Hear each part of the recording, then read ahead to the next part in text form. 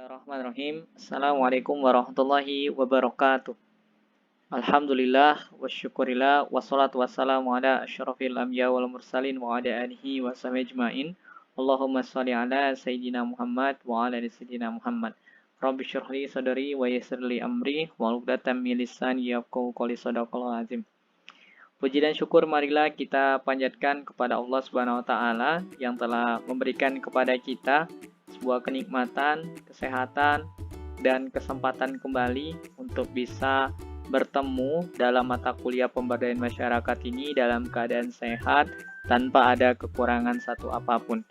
Baik, kali ini kita akan membahas salah satu bagian penting dalam pemberdayaan masyarakat, yaitu peran dan fungsi fasilitator dalam pemberdayaan masyarakat.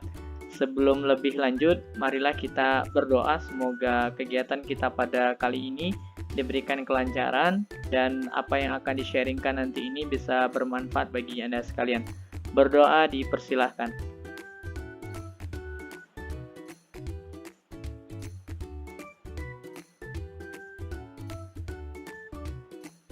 Berdoa selesai. Baik, sebelum kita membahas mengenai peran dan fungsi fasilitator lebih lanjut, saya akan mengajak kita semuanya untuk menyimak ilustrasi berikut ini. Di suatu hari, terjadi ledakan kasus malaria di suatu daerah.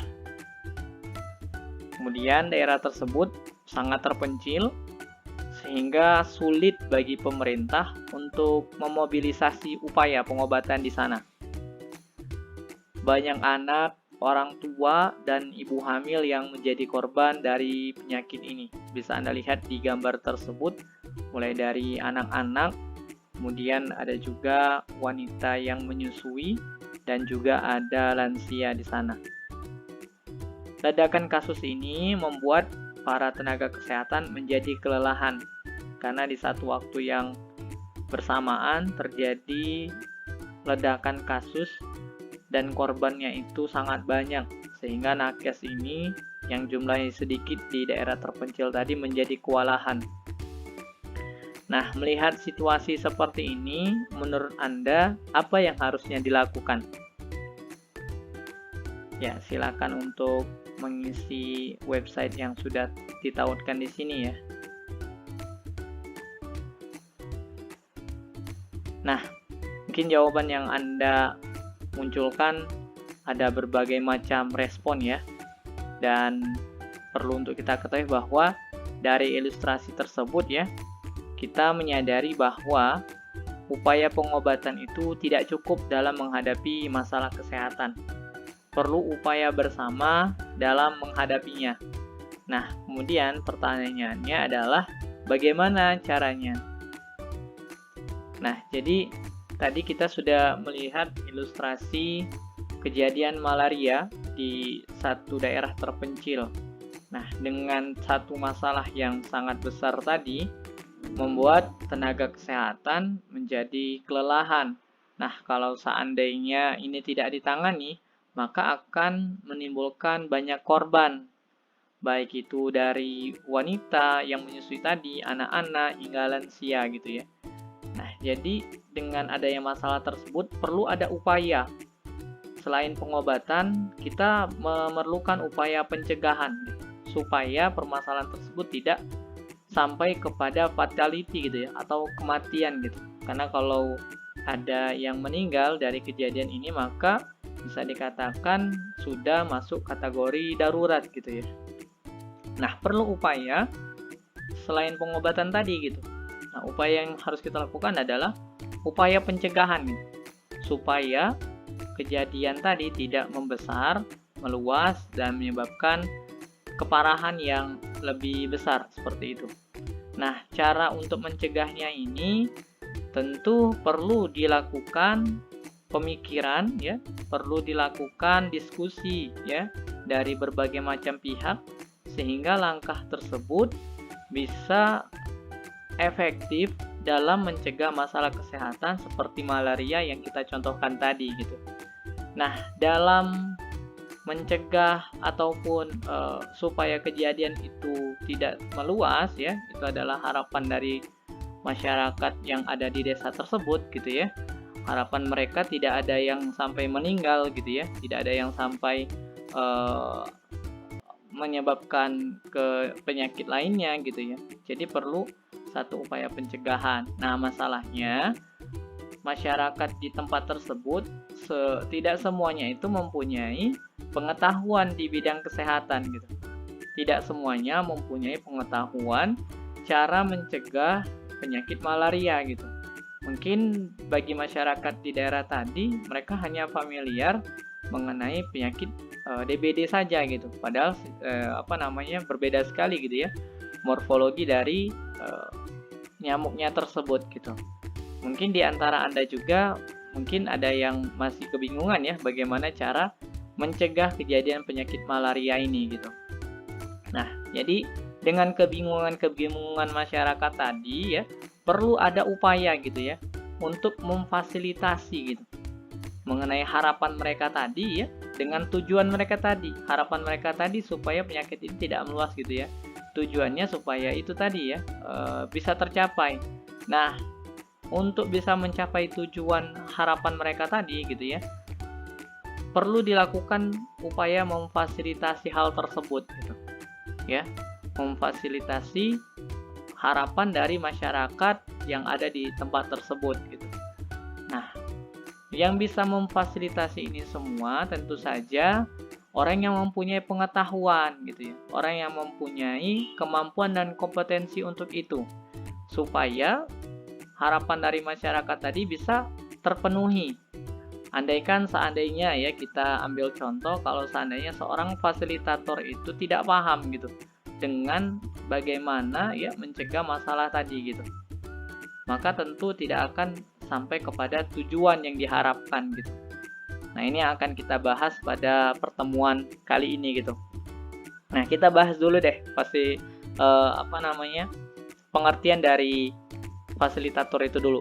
Jadi menurut Lakin dan kawan-kawan gitu ya, bahwa fasilitator itu adalah sekelompok orang yang mendampingi, memberi semangat ya, pengetahuan, bantuan, saran suatu kelompok dalam memecahkan masalah sehingga kelompok lebih maju. Nah, ini secara pengertiannya ya. Jadi intinya fasilitator itu bisa dikatakan adalah orang yang mendampingi ya, memfasilitasi antara keinginan masyarakat tadi ya dengan tujuan yang ingin mereka harapkan gitu, supaya mereka bisa mencegah masalah kesehatan yang dihadapi. Nah, jadi fokus utama seorang fasilitator ya, itu ada di dua fokus utamanya, yaitu di muatan dan di prosesnya gitu.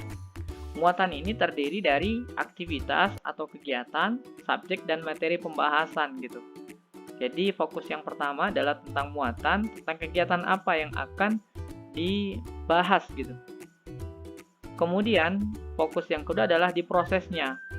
Nah, rangkaian pelaksanaan pembahasan ini yang dilakukan itu termasuk ya metode yang digunakan gitu ya, prosedur yang dilakukan, format pertemuan, alat-alat yang digunakan, gaya atau cara berinteraksi, norma atau aturan kelompok, dinamika kelompok, suasana kelompok gitu.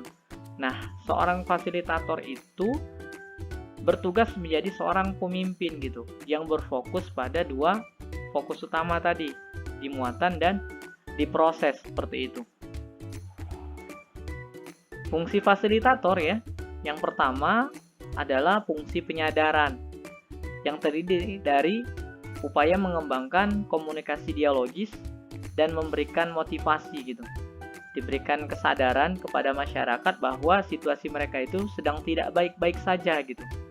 Dengan situasi yang sangat tidak nyaman gitu ya, dengan banyaknya masalah kesehatan tadi, seorang fasilitator itu selain menyampaikan tentang fakta apa yang terjadi ya, atau masalah kesehatan yang ada, dia juga harus memberikan motivasi kepada masyarakatnya bahwa masalah ini bisa diselesaikan. Dia harus memberikan ya, seorang fasilitator itu harus memberikan semangat ya, berupa motivasi bahwa apa yang saat ini mereka hadapi tentu akan ada jalan keluarnya gitu ya. Diberikan semangat bahwa apa yang saat ini dirasakan oleh masyarakat akan bisa diatasi gitu. Nah, motivasi ini perlu untuk disampaikan ya. Itulah fungsi seorang fasilitator. Kemudian fungsi yang kedua adalah fungsi pembelajaran. Maksudnya apa nih? Maksudnya adalah seorang fasilitator itu mengembangkan proses pembelajaran di masyarakat itu sendiri gitu. Jadi masyarakat ini diajak ya untuk belajar gitu, untuk keluar dari masalah yang mereka hadapi gitu. Nah, seorang fasilitator itu mempunyai fungsi seperti itu. Yang ketiga, fungsi fasilitator adalah mengorganisasi masyarakat ya, melakukan mediasi, kemudian menciptakan sistem sosial yang dinamis gitu. Jadi seorang fasilitator itu dia mampu mengorganisir masyarakat ya yang mempunyai banyak potensi tersebut sehingga menjadi satu gerakan yang efisien gitu. Tidak membuang berbagai macam sumber daya yang mereka miliki gitu. Nah, selain itu dia juga yaitu tadi ya melakukan mediasi antara masyarakat dengan pemerintah gitu ya, atau stakeholder terkait. Sehingga semakin baik gitu ya upaya untuk mencegah masalah kesehatan tadi. Nah, seperti itu fungsi fungsi fasilitator di fungsi ketiga ini. Nah, fungsi yang keempat adalah fungsi pengembangan kemandirian.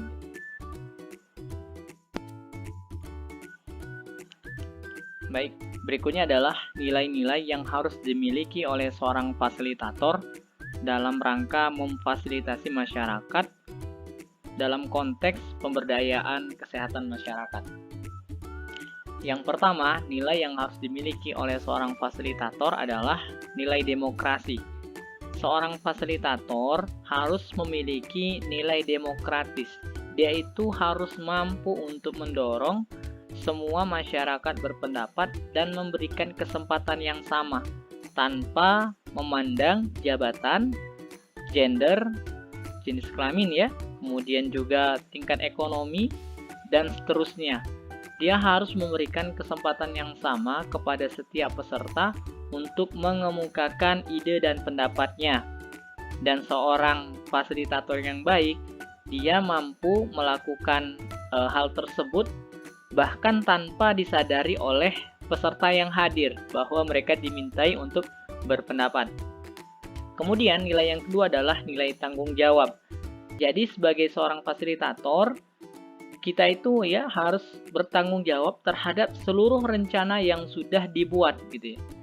Dan semua rencana tersebut ya harus disampaikan juga kepada seluruh peserta yang hadir bahwa mereka memiliki tanggung jawab yang sama juga gitu. Tidak boleh kita mengambil tanggung jawab sendiri gitu, karena program ini nantinya akan dieksekusi oleh masyarakat juga. Nilai yang ketiga adalah nilai kerjasama. Tentu saja di sini seorang fasilitator harus bekerja sama dengan masyarakat ya sebagai peserta belajar sehingga tujuan yang ingin dituju tadi bisa tercapai dengan baik. Kemudian nilai yang keempat adalah nilai kejujuran. Jadi seorang fasilitator itu harus memiliki nilai kejujuran ya. Dia itu harus menyadari bahwa dia ini memiliki perasaan keprihatinan terhadap situasi yang ada, dan selama proses fasilitasi tadi dia harus sampaikan kepada seluruh peserta yang hadir bahwa harus mengedepankan aspek kejujuran, tidak ada yang ditutup-tutupi gitu ya, sehingga nanti rencana yang akan diambil itu bisa sesuai dengan yang diharapkan atau yang dibutuhkan oleh masyarakat. Yang kelima adalah nilai kesamaan derajat. Jadi setiap individu ataupun masyarakat yang hadir pada saat satu kegiatan memfasilitasi tersebut memiliki kesamaan derajat gitu ya. Tidak ada yang lebih tinggi, tidak ada yang lebih rendah, semuanya sama gitu ya. Baik dalam pendapatnya gitu ya, baik juga dalam perlakuan ya. Jadi semuanya memiliki kesamaan derajat. Begitu pula fasilitator, meskipun dia dalam konteks ini adalah sebagai pemimpin dalam satu upaya fasilitasi tersebut, dia harus menyadari bahwa dirinya juga sama dengan masyarakat yang difasilitasi, seperti itu. Selanjutnya adalah etika fasilitator. Jadi sebagai seorang fasilitator, kita itu juga memiliki etika yang harus dijaga selama proses memfasilitasi masyarakat terkait masalah kesehatan yang mereka hadapi. Etika yang pertama adalah fasilitator itu bukanlah seorang manusia super, melainkan dia itu adalah manusia biasa yang mempunyai keterbatasan, mempunyai kelemahan, sehingga dia tidak boleh gitu ya merasa dirinya itu mampu menyelesaikan seluruh permasalahan yang ada gitu. Jadi dia itu jangan pernah gitu merasa menjadi tumpuan ya, tempat tumpuan masyarakat terkait nasib yang saat ini sedang mereka hadapi. Jadi ini ada kaitannya juga dengan nilai-nilai yang baru kita bahas tadi tentang tanggung jawab gitu ya, bahwa rencana-rencana yang sudah dirumuskan ya, yang akan dilakukan gitu ya, ini menjadi tanggung jawab bersama dan ini harus disampaikan oleh seorang fasilitator kepada seluruh masyarakat yang ada gitu, sehingga ada jalinan kerjasama yang baik antara seorang fasilitator dengan masyarakat yang hadir. Yang kedua ya, etika yang kedua adalah jangan tergoda menjadi seorang diktator gitu. Maksudnya adalah jadi peserta belajar ya yang mungkin hadir dalam satu kegiatan ya fasilitasi tadi gitu ya.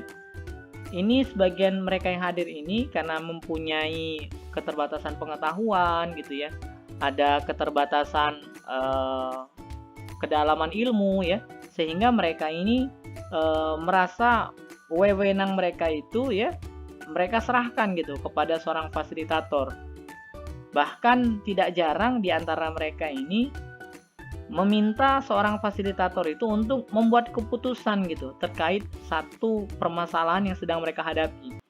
Nah, dengan segala sesuatu tadi ya, godaan untuk menggunakan wewenang yang telah didelegasikan kepada fasilitator tadi gitu ya, ini menjadi satu godaan ya bagi seorang fasilitator tadi untuk disalahgunakan gitu, untuk kepentingan dirinya sendiri gitu ya, untuk meningkatkan harga dirinya gitu ya, bahkan dia itu memanipulasi ya satu situasi ya untuk keuntungan dirinya sendiri gitu. Nah, kalau sudah ada gitu ya gejala-gejala seperti itu, maka seorang fasilitator itu harus segera sadar diri. Yang ketiga, etika yang harus dimiliki adalah jangan pernah gitu ya memainkan peran sebagai manipulator. Maksudnya adalah jadi sebuah potensi penyalahgunaan ya yang timbul dari situasi tadi ya membuat seorang fasilitator itu mempunyai potensi untuk menggunakan wewenang tadi untuk kepentingan-kepentingan pribadinya gitu ya. Dan ini terkadang menjadi satu hal yang merugikan gitu ya dari masyarakat yang harusnya ditolong, harusnya dibantu gitu ya. Malah mereka dimanfaatkan ya oleh kepentingan yang ada di dalam seorang fasilitator gitu. Jadi ini etika yang harus dijaga gitu ya. Selanjutnya adalah keterampilan yang harus dimiliki oleh seorang fasilitator. Jadi ada dua keterampilan utama yang harus dimiliki oleh seorang fasilitator. Yang pertama adalah komunikasi interpersonal yang terdiri dari upaya menyimak ya, kemudian bertanya, menggali dan merangkum. Jadi keterampilan ini harus dimiliki oleh seorang fasilitator ya, sehingga nanti ketika dalam upaya melakukan fasilitasi masyarakat tadi terhadap masalah kesehatannya tadi bisa berjalan dengan baik.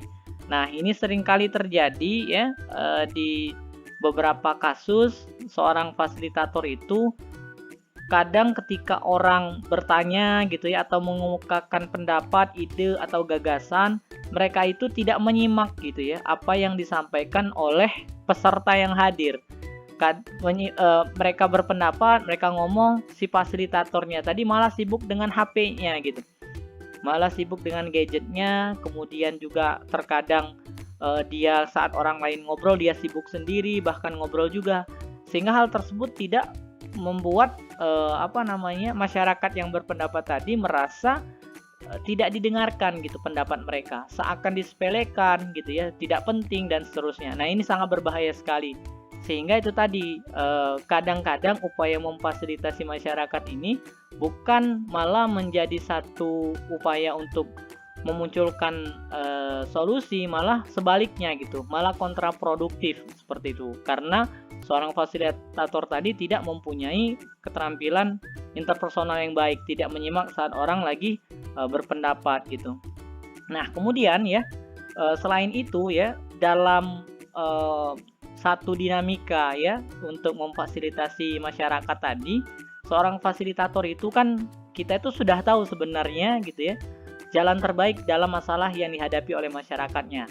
Tapi ya, kalau seandainya kita sampaikan ini di awal, maka akan tidak tidak akan mendorong masyarakat itu untuk mengambil tanggung jawab yang sama gitu. Jadi akan kesannya nanti program ini muncul dari pemerintah. Nah, kalau sudah program muncul dari pemerintah, biasanya kesadaran masyarakat itu jadi kurang. Tapi kalau seandainya program itu muncul dari ide-ide mereka itu sendiri, maka biasanya program tersebut akan berhasil gitu. Nah, terkait misalnya contohnya tadi yang di awal kita contohkan malaria gitu ya, kita kan udah tahu nih bagaimana cara mencegahnya gitu ya, bagaimana cara mengentaskan masalah tersebut gitu. Tapi kita tidak boleh langsung menyampaikan solusi tersebut di awal. Kita harus mempunyai istilahnya itu, kita harus bertanya gitu ya, memunculkan satu pertanyaan kepada masyarakat gitu ya, untuk mengarahkan mereka ini gitu ya, berpendapat gitu ya terkait situasi yang bagusnya itu seperti apa gitu ya. Jadi kita itu tetap meminta pendapat mereka walaupun kita sudah tahu gitu. Jadi kadang basa-basi itu perlu untuk kita latih gitu ya sebagai seorang tenaga promosi kesehatan gitu ya. Karena orang Indonesia itu terkenal sekali gitu dengan basa-basinya gitu. Maka kita harus memunculkan gitu ya satu dinamika di mana kita itu bertanya kepada masyarakat itu baiknya seperti apa. Nah, kalau udah jawabannya udah ngaco ya, kalau bahasa kita itu udah ngawur gitu ya, maka kita mulai mengarahkan gitu ya dinamika tersebut gitu kepada hal yang seharusnya. Nah, kemudian kita menggali apa yang mereka inginkan, apa yang mereka harapkan gitu ya. Nah, ini adalah komunikasi yang harus kita miliki pada saat kita memfasilitasi masyarakat, dan kita juga harus merangkum ya dalam komunikasi interpersonal itu menyimpulkan gitu ya dari apa yang dibicarakan saat itu. Nah, ini keterampilan yang harus dimiliki yang pertama. Yang kedua adalah mengelola dinamika kelompok. Jadi sebagai seorang fasilitator, kita itu tahu ya saat sedang ada forum diskusi seperti itu, maka akan ada banyak dinamika yang terjadi gitu ya. Mulai dari faktor eksternal atau internal gitu ya. Faktor internal misalnya ya kita sendiri ya. Kemudian kalau faktor eksternal itu misalnya ada gangguan dari alat-alat yang digunakan atau mungkin juga fasilitas yang ada gitu ya. Itu kadang mengganggu gitu ya upaya memfasilitasi masyarakatnya gitu. Nah, dengan situasi-situasi tersebut kita itu harus mampu gitu ya untuk mengarahkan mereka itu tidak fokus kepada permasalahan yang ada gitu. Kita harus mendorong mereka untuk masuk ke dalam diskusi kita gitu, masuk ke dalam musyawarah yang kita inginkan. Nah, ini kemampuan yang harus kita miliki gitu ya, menggerakkan masyarakat, mengarahkan masyarakat dalam situasi musyawarah yang kita inginkan. Nah, ini harus dimiliki ya, keterampilannya harus dimiliki gitu ya. Kita kemudian juga harus merancang gitu ya struktur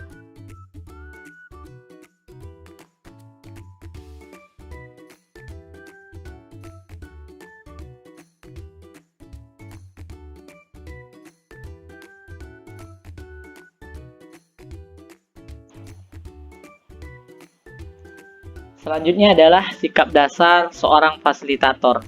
Ada 4 sikap dasar yang harus dimiliki oleh seorang fasilitator. Yang pertama adalah minat. Jadi seorang fasilitator itu harus mempunyai minat ya atau ketertarikan pada satu upaya pemberdayaan masyarakat gitu. Sehingga nanti ketika dia mulai dengan rasa minatnya, segala sesuatu tantangan, rintangan yang akan dihadapi dalam fasilitasi masyarakat tadi akan bisa dia hadapi karena dia mulai dengan rasa minatnya. Nah, kalau seandainya dia tidak mulai dengan rasa minat, nah ini akan sangat berat gitu ya untuk bisa berhasil upaya memfasilitasi masyarakat tadi gitu ya. Apalagi kalau kita dalam konteks di sini adalah untuk memberdayakan masyarakat yang mana isinya itu bukan satu atau dua orang, isinya itu akan banyak sekali orang yang kita gerakkan gitu. Kalau seandainya kita tidak siap gitu ya, kita tidak punya minat, maka biasanya akan gagal upaya kita untuk memfasilitasi masyarakat keluar dari masalah yang ada seperti itu. Kemudian sikap dasar yang kedua adalah sikap empati gitu ya. Jadi seorang fasilitator itu harus memiliki sifat kepedulian, kepekaan, perasaan ya kepada apa yang saat ini dia hadapi gitu. Dia harus memiliki sense of belonging gitu ya terkait permasalahan yang ada sehingga dia itu tadi ya akan mendorong seluruh potensi dia yang miliki gitu ya untuk bisa membantu masyarakat keluar dari permasalahan yang mereka hadapi. Yang ketiga, seorang fasilitator itu sikap dasarnya itu yang ketiga adalah harus mempunyai pemikiran yang positif gitu ya. Jadi memang ya dalam proses memfasilitasi masyarakat tadi sudah kita bahas akan ada banyak dinamika yang terjadi gitu ya. Akan ada banyak turbulensi gitu ya yang akan dihadapi dan itu kadang membuat kita itu menjadi kurang semangatnya. Kemudian kadang juga akan menyerang mental kita gitu ya. Misalnya ada omongan-omongan yang kadang merusak mood kita gitu ya, bahkan menyakiti perasaan kita gitu ya. Itu akan dihadapi dalam situasi memfasilitasi masyarakat. Tapi gitu ya ketika kita sudah memiliki pemikiran positif bahwa apa yang kita lakukan ini gitu ya adalah dalam rangka untuk membantu mereka gitu ya, maka semua tantangan yang akan dihadapi tadi akan tidak meruntuhkan semangat kita gitu ya. Jadi sikap dasar berpikir positif ini harus dimiliki seorang fasilitator gitu ya. Kemudian yang keempat, percaya pada kekuatan kelompok gitu ya. Jadi ada satu ungkapan yang sering saya dengar gitu ya. Ketika kita gitu ya hendak ingin lebih cepat gitu ya datang ke satu tujuan, maka berjalanlah sendirian gitu ya. Tapi kalau kita gitu ya mau bertahan lama gitu ya untuk bisa mencapai tujuan gitu ya, maka kita harus bersama-sama gitu. Atau kata orang itu berat sama dipikul, ringan sama dijinjing gitu ya. Jadi memang gitu ya sekali lagi masyarakat yang kita ajak ini gitu ya, ini punya banyak apa ya istilahnya itu hal yang berbeda gitu. Ada yang punya pengetahuannya baik, ada pengetahuannya rendah gitu ya. Ada juga tingkat ekonominya tinggi, ada juga yang rendah gitu ya. Kemudian ada yang punya latar belakang suku yang berbeda, adatnya yang berbeda. Maka perbedaan-perbedaan tersebut gitu ya, tentu butuh komunikasi yang berbeda gitu ya, butuh perlakuan yang berbeda satu dengan yang lainnya gitu ya. Nah, dengan perbedaan-perbedaan yang mereka punya gitu ya, terkadang ini juga membuat kita menjadi hopeless gitu ya. Kadang-kadang muncul rasa seperti itu gitu ya dalam upaya kita untuk memfasilitasi mereka gitu. Karena yaitu tadi ya latar belakang yang berbeda terkadang membuat kita itu menjadi ragu gitu ya bahwa apa yang kita bawa ini gitu ya, apa yang kita rencanakan ini bisa berhasil. Nah, tapi ketika hal tersebut gitu ya kita punya, maka yaitu tadi akan gagal ya upaya kita untuk memfasilitasi masyarakat ini gitu. Maka sikap dasar yang pertama itu adalah kita mempunyai keyakinan bahwa kelompok masyarakat yang ada ini memiliki potensi, memiliki kekuatan gitu ya, yang kalau seandainya kita himpun ya dalam satu gerakan bersama, maka akan mampu mengeluarkan mereka dari situasi yang yang mereka hadapi seperti itu. Situasi yang membuat mereka tidak produktif dan seterusnya. Jadi ini adalah 4 sikap dasar seorang fasilitator ya yang harus dimiliki. Itu saja sesi kita pada kesempatan kali ini. Mohon maaf kalau seandainya ada kekurangan, ada kesalahan dalam penyampaian materi ini. Lebih dan kurangnya saya mohon maaf. Kepada Allah saya mohon ampun. Saya akhiri. Wassalamualaikum warahmatullahi wabarakatuh.